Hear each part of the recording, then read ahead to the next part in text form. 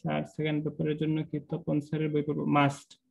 Second পেপারের জন্য তপন স্যারের বই অবশ্যই পড়বা। সেকেন্ড পেপার আমির স্যারের বই পড়তে যাও না। আমির স্যারের বই পড়তে গেলেই সমস্যা হইব। স্যার আর কি নর্মাল ওয়েতে বলে নাই, কতগুলা কথা বলছে যেগুলো আসলে দরকারই নেই। তপন স্যারের বই মানে সেকেন্ড পেপারের জন্য মাস্ট পড়াই লাগবে। এত মানে স্যার এত ইজি করে বলছে, যেগুলো দরকার খুব ওইগুলাই খুব ভালো করে বলছে। অবশ্যই তপন স্যারের বই পড়বা, অন্য কোনো বই প্রথমে অবশ্যই পড়বা না। পরে যদি তোমার ধরো আলাদা এক্সট্রা থাকে যে দরকার পড়ে, বা ধরো ইঞ্জিনিয়ারিং পড়বো আমার আর অনেকগুলো ম্যাথ দরকার, তখন ওইটা এই অ্যাডমিশনের আগে গিয়া ধরো আমরা আরেকটা বই, আমি ধরো সেলুর বই একটু একটু দেখছিলাম, আমির স্যারের বই একটু একটু দেখছিলাম। তবে প্রথম থেকে অবশ্যই তপন স্যারের বই পড়বে। ঠিক আছে, অন্য বই পড়লে মানে সমস্যা হবে। তপন স্যারের বই একদম নর্মাল ওয়েতে খুব সুন্দর করে সোজা ভাবে লিখছে, অন্যগুলো এরকম ভাবে লেখে নাই। আর সেকেন্ড পেপারের ক্ষেত্রে আর একটা জিনিস, যে সেকেন্ড পেপারের যে কনসেপ্ট গুলা বা যে থিওরি গুলা, ওইগুলো হচ্ছে মানে পরের ফিজিক্সের, মানে যদি তুমি পরে ফিজিক্স পড়ো আর কি আপার ফিজিক্স, ওই কনসেপ্ট গুলা জাস্ট নর্মাল, ধরো জাস্ট স্টার্টিংটা ইন্টারমিডিয়েটে দিয়ে রাখছে। এগুলা স্টার্টিং গুলা শুরু করার জন্য ফার্স্ট পেপারের কনসেপ্ট গুলা দরকার। তাই ফার্স্ট পেপারের সব কনসেপ্ট ইন্টারমিডিয়েটে খুব ভালো করে বোঝানো আছে। ফার্স্ট পেপারে কি তুমি ফিল করতে পারো, অনেকটা ফিল করে বোঝা যায়। আর সেকেন্ড পেপারে অনেক ক্ষেত্রে এরকম হয়, তোমরা পরে পড়বা আরো বুঝবা। সেকেন্ড পেপারে আরো যত চ্যাপ্টার চ্যাপ্টার পড়তে থাকবা দেখবা অনেকগুলা ব্যাপারই মানে ফিল করা যায় না আর কি। সূত্র দিয়ে আমাদের অনেকগুলা ম্যাথ করা লাগে। মানে ব্যাপার হচ্ছে এটা ইন্টারমিডিয়েটে বেশ অনেক বেশি করে দেয় নাই, জাস্ট আর কি একটু দিয়ে রাখছে। এই কনসেপ্ট গুলা পরে ডিটেইলস পড়বা। আপনি তপন স্যারের বই পড়াচ্ছেন, আমি আমার মধ্যে করে কনসেপ্ট পড়াচ্ছি। এখন তপন স্যারের বই হয়তো প্রথমে দেখতে পারো তোমরা, প্রথমে এটা নিয়ে আসছে প্রিন্সিপাল অফ টেম্পারেচার মেজারমেন্ট, এটা প্রথমে নিয়ে আসছে। বাট ধরো আমি যেভাবে বলি, প্রথমে আসলে ওইগুলা জানা দরকার, এরপরে এখানে আসা দরকার। আমি তপন স্যারের বই পড়াবো, তপন স্যারের বই যে কনসেপ্ট গুলা ওইটাই পড়াবো, তপন স্যারের বই ম্যাথ করাবো। তোমরা তপন স্যারের বই পড়বা, তপন স্যারের বই পড়াচ্ছি। কিন্তু ধরো টপিক পাইতে পারো যে আগে পিছে হয়েছে, এটা এটা মনে হয় একদম প্রথমে দেয়া বইয়ের, তাই না? আমি এটা অনেক পরে আনছি, শূন্যতম সূত্র এটা হয়তো পরে ছিল, আমি এটা আগে নিয়ে আসছি মিলানোর জন্য আর কি, তোমাদের বুঝার সুবিধার জন্য। এগুলো আসলে আগে থাকার দরকার ছিল, এরপরে এটা আসার দরকার ছিল। এখন আসলে এইগুলারই অংশ, এটা তাপমাত্রা পরিমাপের নীতিরই অংশ, বাকি মানে আগে যেগুলো পড়াইছি। ঠিক আছে, দেখো এখন আমরা আগে যেটা দেখছিলাম আমাদের অবজারভেশন ছিল এরকম, যে টেম্পারেচার যদি বাড়ায় দেই তখন কি পারদ উপরে উঠে, আবার যদি টেম্পারেচার কমায় দেই নিচে নামে। রোদের ক্ষেত্রেও সেম, তুমি যদি টেম্পারেচার বাড়ায় দাও তাহলে দেখা যায় রোদের পরিমাণ বেড়ে যাচ্ছে, আবার টেম্পারেচার কমায় দাও রোদের পরিমাণ কমে যাচ্ছে। তাহলে এখান থেকে গুরুত্বপূর্ণ একটা তথ্য পাইছো, সেটা হচ্ছে যে আমরা যখন টেম্পারেচার চেঞ্জ করি, তুমি তো এক্স্যাক্টলি বলতে পারবা না যে আমি টেম্পারেচার এতটুক ছিল এরপরে উচ্চতাটা এতটুক হয়েছে, এটা তুমি এক্স্যাক্টলি এখনো বলতে পারতেছো না। বাট এটা তুমি বুঝতে পারতেছো যখন আমি ঠান্ডাটা নিয়ে আসছি। ধরো এটা হচ্ছে আমার ওই পারদ, মানে এটার ভেতরে আমি পারদ রাখছিলাম, যখন ঠান্ডা বস্তুটা ছিল তখন পারদের উচ্চতাটা এতটুক ছিল। ঠিক আছে, এখানে একটা ঠান্ডা বস্তু নিয়ে আসছিলাম, হুট করেই তুমি যখন এখানে গরম একটা বস্তু নিয়ে আসলা, তখন দেখলা এটা উপরে উঠে গেছে, এতটুকু উচ্চতায় চলে আসছে। তুমি হয়তো এক্স্যাক্টলি বলতে পারতেছো না যে এই বস্তু টেম্পারেচার কত ছিল, এক্স্যাক্টলি বলতে পারতেছো না এই বস্তু টেম্পারেচার কত ছিল, বাট তুমি এটা বলতে পারতেছো যখন আমরা টেম্পারেচার চেঞ্জ করছি, কারণ এটা ঠান্ডা ছিল এটা গরম ছিল, টেম্পারেচার আমরা যখন চেঞ্জ করছি তাহলে থার্মোমেট্রিক প্রপার্টিটাও চেঞ্জ হয়েছে, তাই না? উচ্চতাটা চেঞ্জ হয়েছে, এটা তোমার অবজারভেশন, মানে তুমি এটা বলতে পারো। তাহলে এখান থেকে এটা খুবই গুরুত্বপূর্ণ কথা, যে আমরা যেটা পাইছি সেটা হচ্ছে চেঞ্জ অফ টেম্পারেচার, মানে তাপমাত্রার পরিবর্তনের সাথে এই যে পারদের ওঠানামা, এটা আসলে টোটালি সমানুপাতিক, তাই না? এই যে টেম্পারেচার, এটা ঠান্ডা বস্তু ছিল এটা বেশি বস্তু ছিল, তুমি হয়তো টেম্পারেচার এক্স্যাক্টলি বলতে পারতেছো না এটার কত এটার কত, বাট এটা তো শিওর যে তুমি টেম্পারেচারটা বাড়াইছো, তাই না? আগের বস্তু টেম্পারেচার কম ছিল, মানে এটা ঠান্ডা ছিল যেহেতু, আর এই বস্তু টেম্পারেচার বেশি ছিল যেহেতু এটা গরম ছিল। তুমি এটা শিওর যে প্রথমে তুমি যেটা বস্তু রাখছো সেই বস্তু টেম্পারেচার কম ছিল আর এখনটা বেশি আছে, তার মানে তুমি টেম্পারেচার বাড়াইছো, উচ্চতাটাও বেড়ে গেছে। আবার উল্টা ঘটনা যদি করো, প্রথমে এটা রাখলা পরে এটা রাখলা, টেম্পারেচার কমাইছো, দেখবা উচ্চতাটা কমে গেছে। তাহলে তুমি এটা শিওর যে তাপমাত্রার পরিবর্তনের সাথে এই যে পারদের ওঠানামা এটা টোটালি সমানুপাতিক। অথবা ধরো এটা হতে পারে রোধের উঠান, মানে রোধ বেড়ে গেছে বা রোধ কমে গেছে, সেটা হতে পারে। মানে এখান থেকে আমরা গুরুত্বপূর্ণ যে তথ্যটা পাইছি সেটা হচ্ছে change of temperature. Change of, এই কথাটা লিখে রাখো। মানে তোমাদের দেখো, আমি বইয়ের মধ্যে ডিটেলস করে এগুলো বলা না, বইয়ের মধ্যে একটা সূত্র দেয়া, মানে ইয়ার মধ্যে তপন স্যারের বই একটা সূত্র দেয়া, ওই সূত্রতে আমি যাবো, ওই x theta minus theta ice, মানে পাবা বই যদি তোমাদের সামনে থাকে, theta minus theta ice by theta T minus theta ice, শুরুতে ওই সূত্রতে যেতে পারতাম। আর আমি ওই সূত্রটা সরাসরি দিব না, মানে তোমরা দেখবা তোমরা নিজেরাই মানে এই কথাগুলো বলতে বলতে আমরা ওই সূত্রতে চলে আসবো। মানে সূত্রটার প্রুফ অনেকটা আর কি বলতে পারো।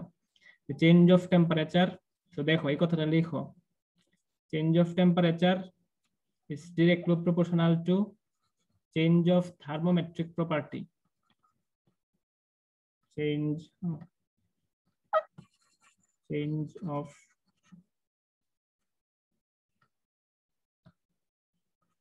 thermometric property. Thermometric property মানে ওই যে উঠানামা, thermometric property, বা বাংলায় লিখলে লিখতে পারো যে তাপমাত্রার পরিবর্তন, তাপমাত্রার পরিবর্তন is proportional to, এটা কি উষ্ণতামিত্রিক পদার্থের পরিবর্তন, সরি উষ্ণতামিত্রিক ধর্মের পরিবর্তন, উষ্ণতামিত্রিক ধর্মের পরিবর্তন।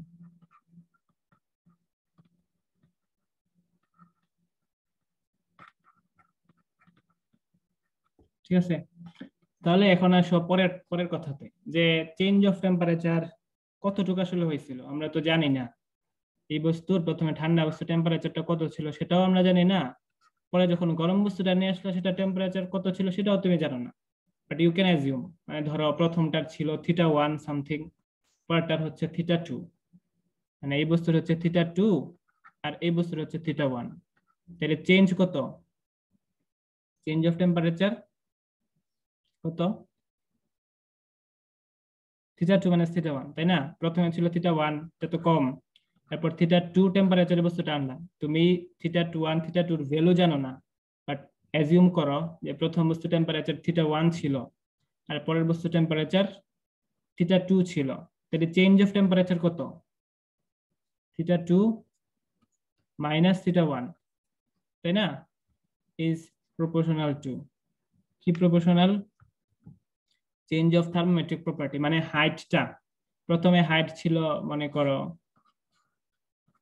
h1, এরপরে এটা হয়ে গেছে h2, তাহলে হাইটের চেঞ্জ মানে h2 মাইনাস h1। বা তুমি বলতে পারো আচ্ছা হাইট কেন নিতেছি, আমি তো রোধও নিতে পারি, তাহলে যদি রোধ নেই তাহলে দেখা যাইব ধরো রোধ প্রথমে ছিল R1, এরপরে রোধ হয়ে গেছে R2, সো তুমি R1 R2 দিতে পারো, কেউ অন্য কিছু বলতে পারে। ঠিক আছে, তো সবগুলোর আমরা একসাথে কম্বাইন করে মনে করো এটা তো আসলে ধর্মটা, তাই না? যে থার্মোমেট্রিক ধর্ম হইতে পারে এটা পারদের উঠানামা বা রোধের কমা বাড়া, এরকম হতে পারে। তাহলে সবগুলা থার্মোমেট্রিক ধর্মরে মনে করো আমরা এক্স দ্বারা রিপ্লেস করলাম, মানে প্রথমে হাইট এটা x1, পরে হয়েছে x2, তাইলে চেঞ্জ অফ থার্মোমেট্রিক প্রপার্টি কত, x2 মাইনাস x1, তাই না?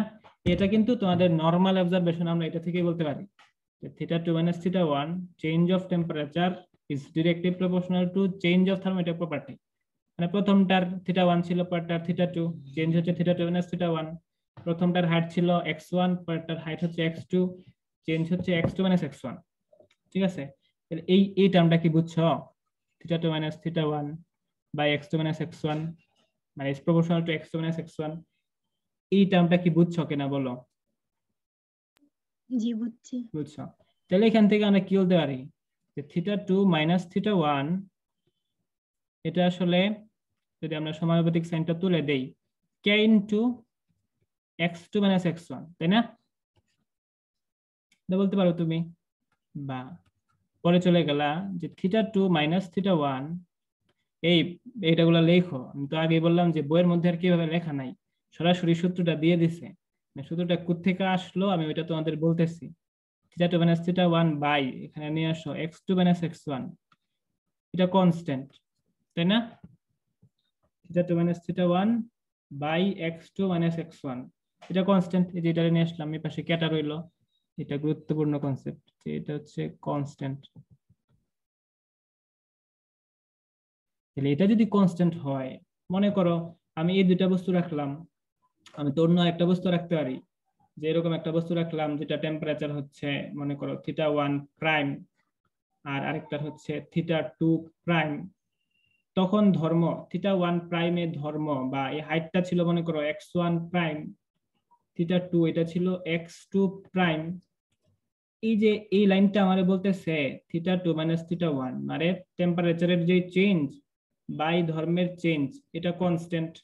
তাহলে তুমি কি বলতে পারো, এই টেম্পারেচারের চেঞ্জ পরে মনে করো তুমি θ2 প্রাইম নিয়ে আসলা, minus θ1 prime by x2 prime minus x1 prime, এটাও কনস্ট্যান্ট, তাই না? কি বুঝছো এটা? এই যে এখানে তো এটাই প্রুফ করছো যে θ2 minus θ1 by x2 minus x1 এটা সবসময় কনস্ট্যান্ট থাকবো। θ2টা θ2 প্রাইম হয়ে গেল, আর θ1টা θ1 প্রাইম হয়ে গেল, মানে মনে করো চেঞ্জ হলো আরেকটাতে। দেন ধর্মটা θ2তে মনে করো x2 প্রাইম, আর θ1-এ x1 প্রাইম। ঠিক আছে, ঠিক আছে, θ1 প্রাইমে। তাহলে এই দুইটার যে ভাগফলটা সেটাও কনস্ট্যান্ট। এই দুই লাইন থেকে আমরা বলতে পারি যে এই দুইটা আসলে এক, θ2 prime minus θ1 prime by x2 prime minus x1 prime equal এই যে এটা θ2 minus θ1 by x2 minus x1। ঠিক আছে, আর একটু কনভার্ট করো, এই ডরে ওইখানে নিয়ে যাও আর এইটারে নিচে নিয়ে আসো, বা কি নিচে নিয়ে আসো, মনে করো এটার এটা আগে লিখি, হ্যাঁ, θ2 minus θ1 by θ2 prime minus θ1 prime, এটার এই পাশে নিচে নিয়ে আসছি, বুঝছো? আর লাইনটা আগে লিখছি, আর কিছু না। এখানে হইব x2, এখানে কি হইব x2 minus x1 by x2 prime minus x1 prime. দেখো এই দুইটা লাইনে জাস্ট কনভার্ট করছে, আর কিছুই না। এটা তো কনস্ট্যান্ট, এটাও তো কনস্ট্যান্ট, মানে এটা ইকুয়াল এটা, যেমন তোমরা লেখো p1v1 ইকুয়াল p2v2, ওই সেম আর কি। চাপ চাপ p1 ছিল, আয়তন v1 ছিল, এই দুটার গুণফল সেম। চাপ p2 হয়েছে, আয়তন v2 হয়েছে, গুণফল সেম। এখানেও এই প্রথমে θ2 মাইনাস θ1, পরে এটা হয়ে গেছে θ2 প্রাইম মাইনাস θ1 প্রাইম। প্রথমে ছিল x2 মাইনাস x1, পরে এটা হয়ে গেছে x2 prime minus x1 prime. But এটাও তো ওই কনস্ট্যান্টটাই, তাই না? তাহলে এটাই করে আমরা এটা বলতে পারি, এটার একটু সাজাইছি, θ2 মাইনাস θ1 এটার নিচে নিয়ে আসছি যে এটারে θ2 প্রাইম মাইনাস θ1 প্রাইম। এই কি হইতেছে, তোমরা কি নোটেট করতেছ না তো?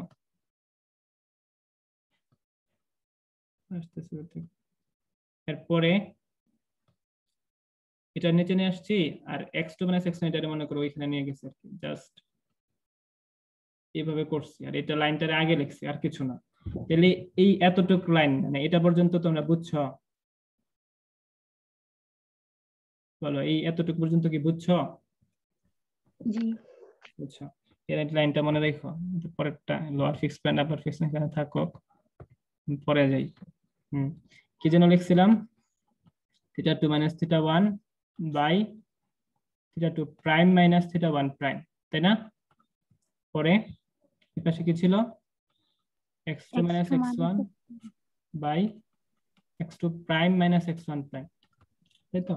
তার মানে প্রথমে তুমি θ1 আর θ2 এরকম দুইটা বস্তু নিয়ে পরীক্ষা নিরীক্ষা চালাইছো, আর এরপরে θ1 প্রাইম আর θ2 প্রাইম এই ভিন্ন দুইটা বস্তু নিয়ে পরীক্ষা নিরীক্ষা চালাইছো।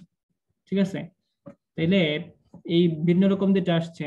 এখন একটু চিন্তা করো, এগুলোর মধ্যে কোনো একটা যদি আমাদের জানা থাকতো, মনে করো আমাদের এটাও জানা থাকতো, যদি এটাও জানা থাকতো প্লাস এটাও জানা থাকতো, আর সেম ধর্মটাও, মনে করো এই যে এটার ধর্মটা জানো, তুমি এটার ধর্মটা জানো, আগে থেকেই জানো, মনে করো এটার ধর্মটাও আগে থেকেই জানো, দেন জাস্ট টেম্পারেচারটা যদি θ2 হয়, মানে এই সেকেন্ড বস্তুটা যখন আনো তখন হাইটটা তুমি ওই রিডিং থেকে পাওয়া গেলা। মনে করো এইগুলা যদি আমরা আগেই জানতাম, এই θ2 প্রাইম এই ধর্মটা মনে করো আমি আগেই জানি, মানে এই টেম্পারেচারে θ2 প্রাইম ধরো একটা টেম্পারেচার, এই টেম্পারেচারে এই ধর্মটা হচ্ছে এত, তুমি ধরো আগে থেকে জানতা, যদি θ1 প্রাইম এই টেম্পারেচারে ধর্মটা এত হয়, তুমি যদি এটা আগেই জানতা, ইভেন ধরো এই θ1 যেটা এটার মধ্যে ধর্মটা হচ্ছে x1, যা তুমি ধরো আগেই জানো। এই তিনটা, এই সবগুলা ধরো যদি তুমি আগে থেকেই জানতা, দেন θ2 একটা অন্য একটা বস্তু আনলা, তখন তুমি হাইটটা দেখলা, হাইটটা হচ্ছে এত, হাইটটা এখানে বসায় দিয়েই এই θ2 মানে যে বস্তুটা আনছো সেটার টেম্পারেচার কত ছিল সেটা বের করতে পারতাম, তাই না? যদি আমরা এগুলা জানতাম, এই θ2 prime, θ1 prime, x2 prime, x1 prime, এই x1 এই θ1 এগুলা জানতাম, তাহলে এগুলা জানার জন্য আমরা যা করি সেটা হচ্ছে কতগুলা পয়েন্টকে আমরা ফিক্সড ধরে নেই, যে আমরা সবগুলার ক্ষেত্রে এটাই ইউজ করব, θ2 মাইনাস, আর এইখানে দেখো এইখানে একটা লিখবো, এখানে x1, সরি এখানে শুধু এখানে জাস্ট θ2 না দেয়া θ দাও, আর এখানে ধরো x হচ্ছে x θ, মানে থিটাতে ধর্ম। এরকম দেখো, আমরা যদি এই সব মানগুলা জানতাম, এটা জানতা, এটাও জানো, এটাও জানো, এটা জানো, এটা জানো, এটাও জানো, তাইলে এই থিটাতে হাইট কতটুক হয়েছে জাস্ট সেটা জানার মাধ্যমে তুমি কি করতে পারতা, এই থিটার মান কত সেটা বের করতে পারতা না? এই সব মান যদি জানো, এটাও জানো, এটাও জানো, এটাও জানো, আর এই তিনটাও যদি জানো, আর এটা তো হচ্ছে এই θ2 বস্তুটা আনার পরে হাইটটা কত হয়েছে সেটা, সেটা তো তুমি রিডিং থেকেই পাওয়া যাবা, তাই না? তো এটার মানটা বের করতে পারতা না? এই θ2টা বের করতে পারতাম। তাহলে আমাদের আসলে এরকম কতগুলা বিন্দু দরকার যেগুলো আমরা আগে থেকেই জানি, এরকম একটা বিন্দু আছে, তোমরা 9-10 এরকম ভাবে কথাগুলো পড়ছো, হয়তো এরকম ভাবে বলা ছিল না, অলরেডি পড়ে ফেলছো। এরকম দুইটা বিন্দু আমরা ফিক্সড করে নেই, এই θ2 আর θ1 প্রাইম, এই দুইটা বিন্দু আমরা ফিক্সড করে নেই, দুইটা ফিক্সড বিন্দুর সাহায্যে দেন আমরা অন্য টেম্পারেচার নির্ণয় করি। এই যে দুইটা ফিক্সড বিন্দু তোমরা অলরেডি পড়ছো, একটা হচ্ছে ঊর্ধ্বস্থির বিন্দু বা আপার ফিক্সড পয়েন্ট, আর একটা নিম্ন স্থির বিন্দু বা লোয়ার ফিক্সড পয়েন্ট। সেলসিয়াস স্কেলে আপার ফিক্সড পয়েন্ট কত? 100 ডিগ্রি সেলসিয়াস, তাই না? আর এই lower fixed point 0 degree Celsius. এর মানে কি আপার ফিক্সড পয়েন্ট মানে কি আর লোয়ার ফিক্সড পয়েন্ট মানে কি? আপার ফিক্সড পয়েন্ট হচ্ছে সেই পয়েন্টটা যে পয়েন্টে পানি ফুটতে শুরু করে, মানে এটা আমরা বয়েলিং টেম্পারেচারও বলি, যে টেম্পারেচারে পানিটা বাষ্প হওয়া শুরু করে, বা বয়েলিং টেম্পারেচার। আর নিম্ন স্থির বিন্দু কোনটা? সেই টেম্পারেচার যে টেম্পারেচারে বরফটা জাস্ট গলতে শুরু করে, এটা হচ্ছে ওই নিম্ন স্থির বিন্দু যে টেম্পারেচারে বরফটা গলতে শুরু করে, মানে বরফটা যে গলতেছে ওইটা তুমি দিয়ে দিলা যে এই টেম্পারেচারটা আমরা ধরলাম 0 ডিগ্রি সেলসিয়াস, এখন তোমার জানা মান। আর ঊর্ধ্বস্থির বিন্দু যে টেম্পারেচারে পানিটা ফুটতেছে ওইটারে তুমি দিয়ে দিলা 100 ডিগ্রি সেলসিয়াস, মানে এই যে পানিটা ফুটতেছে এটার আমরা নামকরণ দেই যে এই টেম্পারেচারটা হচ্ছে 100 ডিগ্রি সেলসিয়াস। তাইলে পানি যখন জাস্ট গলা শুরু হয় ওইটার তুমি জানো ধর্মটা, তখন ধর তুমি হাইটটা জানলা আর টেম্পারেচারের নামটা দিয়ে দিলা যেটা হচ্ছে 0 ডিগ্রি সেলসিয়াস, ঠিক আছে? পরে পানি যখন ফুটতে শুরু করে ওই ফুটন্ত পানি এখানে আই না হাইটটা অবজার্ভ করলা, দেন বলে দিলা যে এই টেম্পারেচারটা ধরো 100 ডিগ্রি সেলসিয়াস। এই দুইটা আমরা ফিক্সড করে ফেলছি, মানে পানি যখন গলতে শুরু করবে ওই টেম্পারেচারটা 0 ডিগ্রি সেলসিয়াস, পানি যখন ফুটতে শুরু করবে ওই টেম্পারেচারটা 100 ডিগ্রি সেলসিয়াস, ঠিক আছে? তাহলে এই ধর্মগুলো এখন তুমি জানো, এই একটা থিটা এটার মান তুমি জানো, এর একটা থিটা এটার মানও তুমি জানো, ইভেন এই তখন যে হাইটটা থাকবো সেটাও তুমি জানো। ধরো এটা কি কোন টেম্পারেচার? ঊর্ধ্বস্থির বিন্দু বা যে তাপমাত্রায় পানি বাষ্প হওয়া শুরু করে আমরা বলি থিটা স্টিম, ঠিক আছে? আর যে টেম্পারেচারে জাস্ট বরফটা গলতে শুরু করে এটা আমরা বলি থিটা আইস। আইস মানে বরফ, স্টিম মানে বাষ্প, ঠিক আছে? আর তুমি এই এই রিলেভেন্টে ধর্মটাও মনে করে জানো, তখন হাইটটা হচ্ছে এক্স স্টিম, আর থিটা আইসে হাইটটা হচ্ছে এক্স আইস।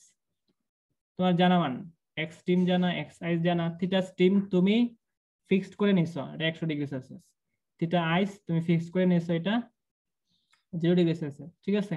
তাহলে অলরেডি দুইটা টার্ম তুমি জানো, এই দুইটা আমরা এখানে বসাই, এই যে θ2 প্রাইম θ1 প্রাইম, θ2 প্রাইম মনে করো থিটা স্টিম, আর θ1 প্রাইম এটা হচ্ছে থিটা আইস। তাহলে থিটা স্টিমের ধর্ম এক্স স্টিম মাইনাস এখানে ধর্ম এক্সাইজ, তাই না? এই মানগুলো এখন আমাদের জানা দরকার হচ্ছে আরেকটা, এটা দরকার আর এটা দরকার। তাহলে এটা কোত্থেকে নিবা? তুমি ধরো ডিফারেন্ট আরো অন্য দুইটা বস্তু এনে এখানে অবজার্ভ করতে পারো, বা বললা এত ভেজাল করার কি দরকার, আমরা এই স্টিমটারে সরাই ফেলি, কোনো ঝামেলা নাই, আর আইসটারে এখানে রেখে দেই আইসের সাথে। দেন এখন অন্য আরেকটা বস্তু এনে আবার দেখবো যে টেম্পারেচার কিভাবে চেঞ্জ হয়। মানে প্রথমে দুইটা বস্তু দেখা দেন টেম্পারেচার কিভাবে চেঞ্জ হয় সেটা ধরো তো অলরেডি তুমি দেখে ফেলছো যে এই boiling point are melting point, মানে পানি যে তাপমাত্রায় বাষ্প হয় আর যে তাপমাত্রায় গলে যায়, বরফটা গলে যায়, এই দুইটা বস্তু নিয়ে তুমি অলরেডি পরীক্ষা চালাইছো। পরে আবার এই দুইটারে সরাইয়া ডিফারেন্ট দুইটা বস্তুকে না এনে তুমি যেটা করছো সেটা হচ্ছে এটারে সরাই ফেলি, স্টিমটা দরকার নাই। ডিফারেন্ট দুইটা বস্তু না এনে আমি অন্য একটা বস্তু আনলাম, আর এটা আগে থেকে যাক, যেটা আমি অলরেডি জানি। কারণ এই টেম্পারেচার, এটা তো বরফ গলতেছে, টেম্পারেচারটা আমরা বলতেছি থিটা আইস, আমার জানা, আর এটাতে আমার ধর্মও জানা এক্সাইজ। এখন আমি জাস্ট এটা বের করব, এটা টেম্পারেচার মনে করো থিটা, আর এটাতে ধর্ম হচ্ছে এক্স থিটা, মানে হাইটটা হচ্ছে এক্স থিটা। ঠিক আছে, ডিফারেন্ট দুইটা বস্তু না একটা আগে থেকে রেখে দাও যেটা তুমি জানো, তাই না? আর এটাতে জাস্ট হাইটটা দেখে ফেললা কত হইলো। তাই মানে কি বলতে পারবো, এই যে এখানে ডিফারেন্ট বস্তুটা না এনে এটাও আইসটাই রেখে দাও, মানে থিটা আইস, আর এখানে হচ্ছে এক্স আইস। এই জাস্ট এই সূত্রের মাধ্যমে এখন তুমি যে কোনো একটা বস্তু এনেই যদি ওইখানে বস্তুটা আনার পরে হাইটটা কত জানতে পারো, তাহলে টেম্পারেচার বের করতে পারবা। এই হচ্ছে সেই সূত্রটা। আমি পারলে একদম প্রথমে এটা বলে দিতে পারতাম তোমাদের, বাট বলি নাই, এত মানে ঘোরায় পেঁচে শেষে এতটুকু পর্যন্ত আসছি। তোমরা কি এটা বুঝছো নাকি বুঝো নাই? বলো, বুঝছো নাকি বুঝো নাই? ভাইয়া আবার লাস্টের টুকু। এই যে আমাদের এইগুলার কি জানা দরকার, এই যে এরা জানা দরকার, এটা জানা দরকার, এটা জানা দরকার, এটা জানা দরকার, এটা জানা দরকার, এটা জানা দরকার। মানে যদি আমরা জেনে যাই তাহলে একটা বস্তু এনে তুমি জাস্ট হাইটটা ক্যালকুলেট করার মাধ্যমে বলতে পারবা ওই বস্তু টেম্পারেচারটা কত। ঠিক আছে, তাহলে এইগুলা আমরা চলো ফিক্সড করে ফেলি, যে যখন হাইটটা এত হয় তখন আমি জাস্ট বরফ আনলাম, বরফটা গলতেছে, এই টেম্পারেচারে তুমি দেখলা এটা হাইটটা এতটুকু করছে, এই টেম্পারেচারে নাম দিয়ে দিলা তুমি 0°C, মানে থিটা আইস। এরপরে পানি আনলা যেটা ফুটতেছে, ওই পানি আনার পরে হাইটটা দেখলা যে হাইটটা তো এতটুকু হয়ে গেছে, ওই হাইটটা তুমি জানো, ওই হাইটটা ধরো দিলা, যেহেতু স্টিমে এটা হইতেছে বাষ্পর মধ্যে, হাইটের নাম দিলা এক্স স্টিম। আর ওই যে টেম্পারেচারটা 100°C তোমার জানা, তুমি এটা দিয়ে দিলা কি থিটা স্টিম। তাহলে এই দুইটা আমরা জানি, এই যে এখানে বসাই দিলাম theta steam minus theta x steam minus x S. কারণ উপরে আরেকটা দরকার, এই যে এটা দরকার আর এটা দরকার। তাহলে এই দুইটা কোত্থেকে পাবো? তুমি ডিফারেন্ট আরো দুইটা বস্তু এনে পর্যবেক্ষণ করবা, তাই তো? এরপরে একটা তুমি বের করবা, আর একটা তোমার যদি জানা থাকতো তাহলে হয়তো খুব দ্রুত করতে পারতা। যেহেতু ডিফারেন্ট দুইটা বস্তু আনলে আমাদের একটাও তো জানা থাকবে না, তাই না? ডিফারেন্ট দুইটা বস্তু না এনে যে বস্তু আমরা অলরেডি জানি এটা একটা এখানে রেখে দাও, স্টিমটারে আমি সরাই ফেললাম, আর আইস মানে বরফটা এখানে রেখে দিলাম। এখন অন্য আরেকটা বস্তু এখানে নিয়ে আসছি, নিয়ে আসার পরে ক্যালকুলেট করতেছি যে এটা তো আগেই ছিল, আর এয়ার টেম্পারেচার চেঞ্জ করার সাথে সাথে এগুলা কিরকম ভাবে চেঞ্জ হইতেছে। মানে এই বস্তুটা এখন তুমি জানো, এই জায়গায় এটা বসায় দিলাম, এটা টেম্পারেচার হচ্ছে থিটা আইস। আর এই তখন হাইটটা, এটা আমি এক্স দিয়ে কেন লিখতেছি বুঝতেছো তো? শুধু এটা হাইট না হয়ে এটা রোধ হইতে পারতো, বা এটা অন্যরকম কিছু হইতে পারতো, আর কি এক্স দিয়ে লেখা। এই আইসে তুমি জানো এটার হাইটটা হচ্ছে এক্স আইস, বসায় দিলা। এখন এটা থেকে তুমি ইজিলি ক্যালকুলেট করতে পারবা। মনে করো তুমি একটা বস্তু আনলা, যে বস্তু আনার পরে হাইটটা দেখলা 50 মিটার, সরি এত তো হইব না, মনে করো 50 সেন্টিমিটার, আর বাকিগুলা তুমি জানো, তাহলে এটার মধ্যে বসায় দিয়ে ইজিলি বস্তুর টেম্পারেচারটা বের করতে পারবা। বুঝছো? মানে এই হচ্ছে সেই, বা এটা বাংলাতে এরকম ভাবে বলে যে এটা হচ্ছে তাপমাত্রাটা, আর এটা হচ্ছে নিম্নস্থির বিন্দু, তাই না? আইসটা তাপমাত্রা মাইনাস নিম্নস্থির বিন্দু, এটা হচ্ছে সেই ঊর্ধ্বস্থির বিন্দুটা, তাপমাত্রা মাইনাস নিম্নস্থির বিন্দু বাই ঊর্ধ্বস্থির বিন্দু মাইনাস নিম্নস্থির বিন্দু, এটা সবসময় কনস্ট্যান্ট থাকবো। এই কনস্ট্যান্টের মান হচ্ছে এদের রেসপেক্টে ধর্মটা, মানে থিটার রেসপেক্টে হাইট, আইসের রেসপেক্টে হাইট বাই স্টিমের রেসপেক্টে হাইট আইসের রেসপেক্টে হাইট। বুঝছো? মনে হয় আমি কথাগুলা হয়তো তোমরা কোথায় কঠিন মনে হতে পারে। যদি কেউ চিন্তা করতে পারো তাহলে একটু চিন্তা করো, খুব বেশি চিন্তা না করতে হলে ভেজাল নাই, ম্যাথ পারে যাবা, কোনো সমস্যা নাই। এই সূত্রটা তো জানো, যদি সূত্রটা তাহলে এই রিলেটেড ম্যাথ গুলো ইজিলি পারবা। ঠিক আছে? আর কি তোমাদের জাস্ট আমি এটা ফিল করাতে চাইছিলাম যে সূত্রটা কিভাবে আসে আর আমরা কিভাবে থার্মোমিটার তৈরি করতে পারি, জাস্ট ওইটা তোমাদের দেখাইছিলাম। বইয়ের মধ্যে আর কি ডিটেইলস বলা না, বইয়ের মধ্যে সরাসরি সূত্রটা দেয়া আর বাংলায় ওই কথাটা বলা যে তাপমাত্রা মাইনাস নিম্ন স্থির বিন্দু বাই ঊর্ধ্বস্থির বিন্দু মাইনাস নিম্ন স্থির বিন্দু, এই যে ভাগফলটা এটা সবসময় কনস্ট্যান্ট থাকবে, এই কথাটা বইয়ে বলা। থেকে আসছে সেটা আর কি তোমাদের দেখাইছি। একটা ম্যাথ করি আজকে ছেড়ে দিব, বেশি হয়ে গেছে। সেটা দেখো, ম্যাথ কয়েকটা দুইটা ছিল, সেটা দেখো। তো সে কোনো রোদ থার্মোমিটার, মানে থার্মোমিটারটা হচ্ছে রোদ থার্মোমিটার, তার মানে কি এখানে থার্মোমেট্রিক প্রপার্টি হচ্ছে রোদের ওঠানামা, আর থার্মোমেট্রিক পদার্থটা কি রোদ, তাই না? একটু আগে আমরা যেমন পারদের ওঠানামা দেখতেছিলাম, আর এখানে রোদ রেখা ওঠানামা দেখবো। বলতেছে রোদ এই 0 ডিগ্রিতে এবং 100 ডিগ্রিতে রোদের মান হচ্ছে 8, রোদের মান হচ্ছে 8 আর 20, মানে 0তে রোদের মান হচ্ছে 8।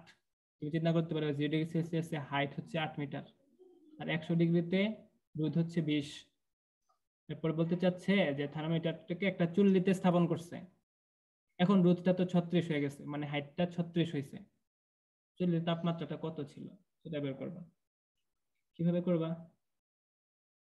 যে দুইটা তুমি জানো, এই নিম্নস্থির বিন্দু যেটা, মানে এটা থিটা আইস, তাই না?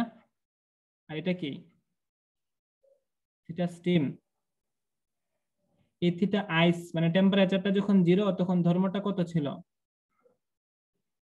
হাইটটা বা রুটটা ছিল 8 ওহম। এই এক্স সাইজ তুমি জানো, টেম্পারেচারটা যখন 100 ডিগ্রি সেলসিয়াস তখন রুটটা কত ছিল, মানে এটার রেসপেক্টে ধর্মটা এই এক্স টিমও তুমি জানো।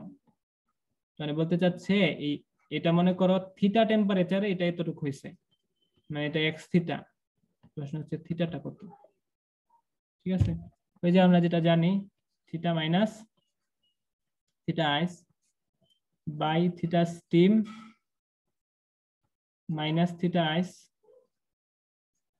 Equal x theta minus x ice by x steam minus x ice. সব বসায় দাও, থিটার মান পেয়ে যাবা। থিটা মাইনাস থিটা আইস কত 0, তাই না? থিটা স্টিম 100, থিটা আইস 0 equal x theta. Sir x এর একক কি? এই এক্স হচ্ছে আর কি ডিফারেন্ট ধর্ম। তুমি যদি হাইট নেও তাহলে বলবা সেন্টিমিটার মিটার এরকম, আর এখানে এরা দিছে রোদ, তাই একক দিছে ওহম, এই যে রোধের দিছে ওহম এরকম আর কি। বুঝছো? মানে আমরা কোন ধর্ম নিতেছি এটার উপর ডিপেন্ড করে একক হইব। যখন এখানে পাইছো রোধের একক ওহম, রোধের একক আর কি ওহম, তোমরা 9 তো পাইছো। আর উচ্চতা যদি হইতো তখন হয়তো দিত সেন্টিমিটার বা মিটার বা মিলিমিটার এরকম সামথিং। বুঝছো? আচ্ছা এরপরে বলো এক্স থিটা কত? তোমরা মজা পাইতেছো না যে সেটা আমি বুঝছি। বলো, এই সূত্র দিয়ে তো ম্যাথ করা লাগবে।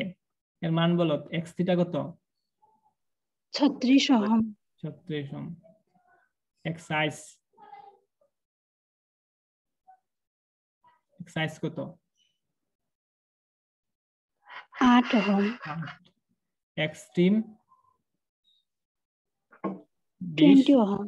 আর এক্স আইস হচ্ছে এই সেটা বসায় দাও, থিটার মান পাবা। কত আসে থিটা? কত আসে এটা? দ্রুত দেখো তো কেউ। 60 বাই 20 - 8 গুণ 100 কত হয়? কত এটা? 233.33।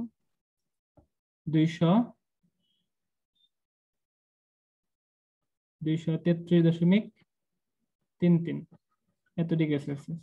তার মানে ওই চুল্লির টেম্পারেচার আসলে 233.33 ডিগ্রি সেলসিয়াস ছিল। বুঝছো? পেজটা দেখে তুমি বের করতে পারো। এখন তোমাদের আজকে ক্লাসের আউটলাইন বা আউটকাম হচ্ছে তোমরা বইটা মানে যতটুকু পর্যন্ত পড়ালাম ততটুকু রিডিং পড়ো। আর এর আগে আর কি এই সূত্রটাই পাবা, মানে এই সূত্রে ডিফারেন্ট কতটা রূপ আছে আমি ওইটাও তোমাদের দেখাবো, হয়তো বইয়ে উল্লেখ করা না, তোমাদের কি দেখাবো। এটা দেখলে আরো হয়তো ভালো করে বুঝবা আরো কয়েকটা কনসেপ্ট। ঠিক আছে, যতটুকু পড়ালাম অতটুকু রিডিং পড়ো। আর রিলেটেড যদি ম্যাথ পাও তাহলে এটা করার ট্রাই করবা। ঠিক আছে, আজকে এতটুকু থাকবে। আজকে আরেকটা ম্যাথ ছিল বাট এটা আজকে দিব না, থাকো। প্রশ্ন থাকলে বলো, যদি বুঝে যাও তাহলে বলো যে বুঝছি। বলো বুঝছো নাকি বুঝা নাই? স্যার তপন স্যারের বই পড়বো মাস্ট, অবশ্যই তপন স্যারের বই পড়বা। অন্য বইটা পড়তে যাও না, বারবারই কথা বলি যে অন্য বইটা পড়তে যাও না, তাহলে আর কি সমস্যায় পড়বা। তুমি দেখবা অন্যরা, আমাদের সময় কিরকম হয়েছে, অনেকে দেখা যায় প্রথমে, যেমন গফুর ভাই প্রথমে আসলে আমির স্যারের বই পড়ছিল সেকেন্ড পেপার, আর অন্যরা তপন স্যারের বই পড়ছিল।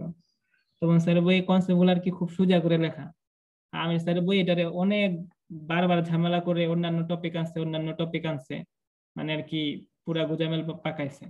গফুর ভাই পরে আবার তপন স্যারের বইও পড়ছে। তপন স্যারের বই আগে পড়লে তুমি প্রথম দিয়ে তোমাদের অবশ্যই তপন স্যারের বই পড়া লাগবে, তুমি কনসেপ্ট গুলো ইজিলি বুঝবা। উনি কোনো টপিক বাদ দেন নাই, এরকম না যে সিলেবাসে আছে টপিকটা নাই, এরকম নাই। ইভেন সবচেয়ে সহজ করে লিখছে। সেকেন্ড পেপার তপন স্যারের বই মাস্ট পড়বাই।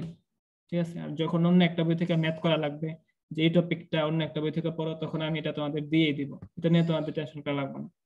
তপন স্যারের বই সেকেন্ড পেপার যদি কেউ না কিনে থাকো তাহলে সেকেন্ড পেপার কিনে ফেলো। ঠিক আছে, তপন স্যারের বই পড়বা। আর কোনো প্রশ্ন আছে?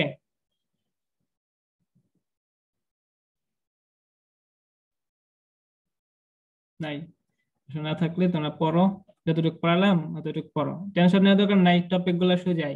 তাদের হয়তো একটা টপিক অনেকগুলা বুঝাইতে গিয়া তোমাদের মনে হয় কঠিন মনে হয়েছে, এটা যদি নাও বুঝে থাকো তাহলে সমস্যা না, রেকর্ড দিয়ে দিব, পারলে রেকর্ডটা একটু বারবার দেখো।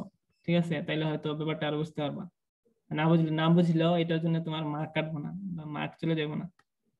ঠিক আছে, আজকে থাকো।